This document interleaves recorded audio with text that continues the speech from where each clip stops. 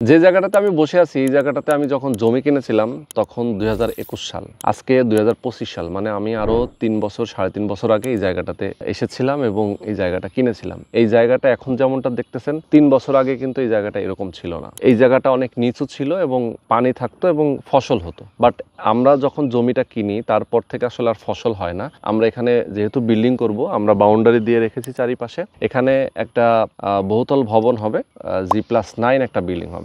তো এখানে কেন আমরা জমি কিনলাম এবং কেন এখানে আমরা বাড়ি করব সেটা একটু আপনাদেরকে বুঝিয়ে বলি। যেহেতু আমি সোশ্যাল মিডিয়াতে অনেক দিন ধরে কাজ করতেছি, বিভিন্ন ধরনের প্রোডাক্ট নিয়ে কাজ করি এবং বিভিন্ন ল্যান্ড প্রজেক্ট যারা করেন, ল্যান্ড শেয়ার ডেভেলপার্স যারা আছেন এবং যারা বিভিন্ন কোম্পানি যারা আছেন, যারা হাউজিং কোম্পানিগুলা, তাদের সাথে যেহেতু আমি কাজ করি, আমাদের অনেক দর্শক আছেন যারা প্রবাসে থাকেন, বাংলাদেশে থাকেন, যারা আমাকে খুব বেশি পছন্দ করেন। তারা আসলে চেয়েছিল, তাদের ইচ্ছা ছিল যে ভাই আমার আয় ইনকামটা কম, আমরা একটু কম টাকার মধ্যে ঢাকাই থাকবো, বাট ঢাকার একটু আশেপাশে যদি কোথাও একটা সুন্দর পরিবেশ হয়, নিরিবিলি, যেখানে গ্রোয়িং, দিন দিন এলাকাটার পরিবর্তন হচ্ছে এবং পরবর্তীতে এটার ভ্যালু বাড়বে, সেরকম একটা লোকেশনে আপনি একটা জমিতে আমাদের একটা থাকার ব্যবস্থা করে দেন। তো সেই কারণেই কিন্তু এই জমিটাতে আমি পরিকল্পনা করি যে আমি একটা বিল্ডিং করব, যেখানে আমার প্রবাসী ভাই ব্রাদাররা এখানে অবস্থান করবেন, এখানে বসবাস করতে পারবেন এবং কম টাকায় একদম তার সাধ্যের মধ্যে একটা জমি দেওয়া যায় কিনা সেই চিন্তা ভাবনা থেকে আমি আসলে এই বিল্ডিংটার কাজ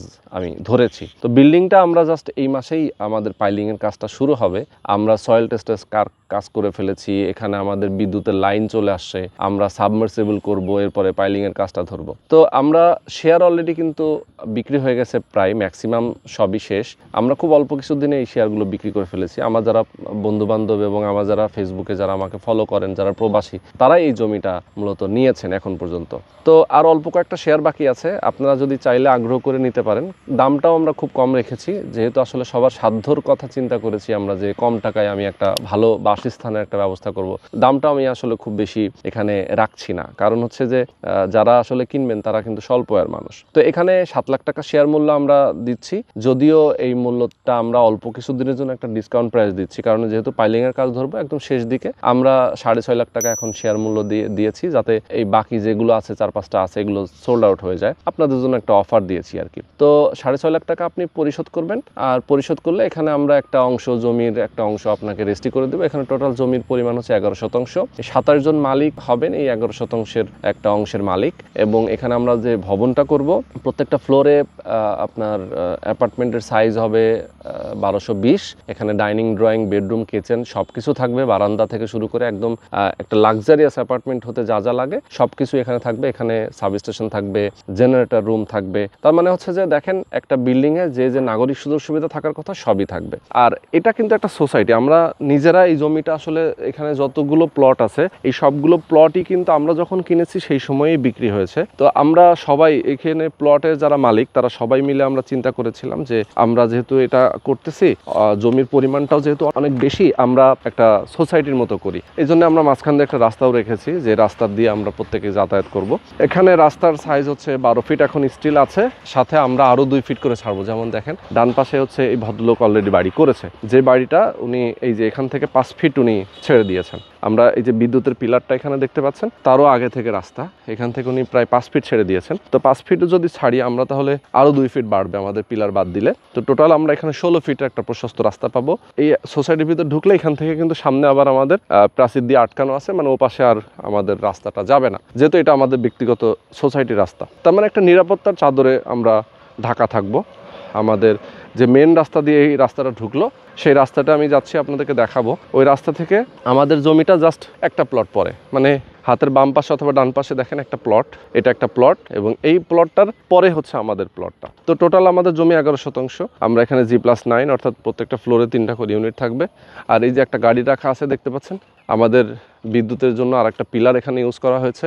সামনে যে রাস্তাটা, এই রাস্তাটাও বর্তমানে 24 ফিট একটা প্রশস্ত রাস্তা আছে, এটা আরও বৃদ্ধি পাবে সামনে। এবং আপনি জানেন যে ঢাকা মোহাম্মদপুর বাস স্ট্যান্ড থেকে যখন এই লোকেশনে আপনি আসবেন তখন দেখবেন যে ঢাকা মোহাম্মদপুরের বাস স্ট্যান্ডের পরে যে 4 রাস্তার যে মোড়টা আছে যেটা বেড়িবাঁধ, এই 4 রাস্তার মোড় থেকে আপনি বসিলার দিকে আগাবেন। বসিলার যে রাস্তাটা এটা হচ্ছে 250 ফিট একটা প্রশস্ত রাস্তা। এরপরে অবশ্য 150 ফিট হয়ে গেছে ঘাটাসরে আসার পরে। তো ঘাটাসরে ঠিক পরপর হাতের ডান পাশে একটা রাস্তা আছে, এই রাস্তা দিয়ে আগালেই হচ্ছে মূলত আমাদের এই লোকেশনটা। তো এদিকে আসলে মনে হয় কি আমি কোনো একটা প্রত্যন্ত অঞ্চলে কোনো একটা গ্রামে চলে আসছি। মূলত এটা কিন্তু ঢাকার সাথে লাগানো এবং এটা ঢাকার মধ্যেই। ঢাকার মধ্যে এ কারণে বলতেছি, এই সামনে যে নির্বাচন আছে এই নির্বাচন উপলক্ষে এই এরিয়াটাও ঢাকা 2 আসনে ঢুকে গেছে। তার মানে ঢাকা 2 আসনের অলরেডি এটা ঢুকে যাওয়ার কারণে এটাও কিন্তু ঢাকা সিটির একটা আন্ডারে চলে আসার একটা সম্ভাবনা তৈরি হয়েছে। তার মানে খুব দ্রুতই এটা ঢাকা সিটির ভিতর ঢুকে যাবে এবং গভর্নমেন্ট অনেক ধরনের প্ল্যান পরিকল্পনা করেছে, সরকারি বেসরকারি বিভিন্ন ধরনের ইউনিভার্সিটি, স্কুল, কলেজ, মসজিদ, মাদ্রাসা এই এরিয়াতে অনেক আছে, পার্ক থেকে শুরু করে। আপনি জানেন যে ইসলামী আরবি বিশ্ববিদ্যালয় যেটা আরশিনগর, সেটা অলরেডি নির্মাণের কাজ শুরু হয়েছে বসিলা ব্রিজের ঠিক পরপর, এবং এরপরে ইংলিশ মিডিয়াম স্কুল আছে, বাংলা মিডিয়াম স্কুল আছে, মানে অনেকগুলো প্রতিষ্ঠান কিন্তু এই এলাকাতে রয়েছে। মানে আপনি আপনার বাচ্চা কাচ্চাকে নিয়ে একটা সুন্দর পরিবেশে আপনি বসবাস করবেন, একটা সুন্দর জায়গাতে আপনি বসবাস করবেন। তো সেটার জন্য আসলে এই লোকেশনটা। আর একদম ইম্পর্টেন্ট যে কথাটা সেটা হচ্ছে যে আমরা যখন এখানে একটা বিল্ডিং করব, আপনি কম টাকায় একটা অ্যাপার্টমেন্ট পাচ্ছেন কিনা সেটা কিন্তু খুবই ইম্পর্টেন্ট। দেখেন ঢাকা মোহাম্মদপুর বাস স্ট্যান্ড এবং এটার আশেপাশে আপনি বিভিন্ন সোসাইটি আছে, হাউজিং আছে, সেইগুলোতে যদি আপনি একটা অ্যাপার্টমেন্ট কিনতে চান সেক্ষেত্রে আপনার খরচ হচ্ছে কত? সেখানে আপনার খরচ হচ্ছে মিনিমাম একটা 1220 বর্গফুট একটা অ্যাপার্টমেন্ট খরচ হচ্ছে 80 থেকে 90 লক্ষ টাকা। আপনি যদি একটা ডেভেলপার কোম্পানির কাছ থেকে একটা রেডি অ্যাপার্টমেন্ট কিনতে চান, কিন্তু আমরা এখানে যখন নিজেরা জমি কিনে নিজে বিল্ডিং করতেছি খরচটা কিন্তু অনেক কমে আসতেছে। ধরেন এখানে প্রফিটের রেঞ্জটা অনেক কমতেছে, আপনার নিজের টাকায় আমরা এখানে বিল্ডিং করতেছি, মানে আপনি যা টাকা দিচ্ছেন আপনার টাকা দিয়ে আপনার বাড়ি হচ্ছে, যার কারণে এখানে আমাদের খরচটাও কিন্তু অনেক কমে যাচ্ছে। এই কারণে আমাদের খরচ হচ্ছে টোটাল 30 থেকে 32 লক্ষ টাকা। জমির শেয়ার মূল্য যেহেতু 7 লাখ ছিল, 7 লাখ থেকে আমরা 1 লাখ টাকা 50,000 টাকা যেহেতু একদম ডিসকাউন্ট করে দিয়েছি 6.5 লাখ টাকা।